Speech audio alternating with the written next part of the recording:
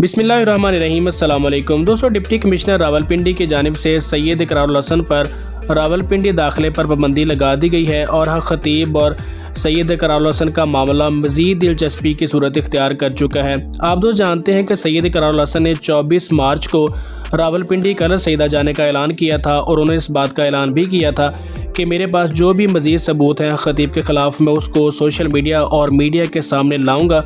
उन्हें तमाम मीडिया नुमाइंदगान को दावत दी थी कि 24 मार्च को वो रावलपिंडी कलर सईदा आएँ और खतीब के ख़िलाफ़ मेरे पास जो भी सबूत हैं वो मैं आपके सामने पेश करूँगा। लेकिन सूरत हाल अब इस कदर दिलचस्प हो गई है कि खतीब ने शायद किसी बड़े के साथ रब्ता किया होगा, तो डिप्टी कमिश्नर रावलपिंडी की जानिब से एक ऑर्डर सैयद इकरारुल हसन को नोटिफिकेशन मौसूल हुआ है जिसमें ये लिखा गया है कि आप रावलपिंडी नहीं जा सकते, आप पर पाबंदी आयद की जा रही है।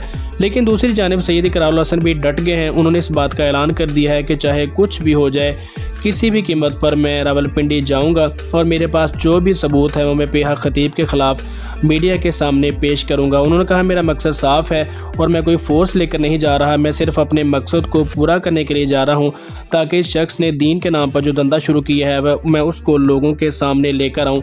तो अब देखना यह है कि कल 24 मार्च को क्या होता है। सैयद इकरारुल हसन ने ऐलान कर दिया है कि चाहे कुछ भी हो जाए मैं हर कीमत पर कलर सईदा जाऊंगा और अपना जो मकसद है उसे पूरा करूंगा।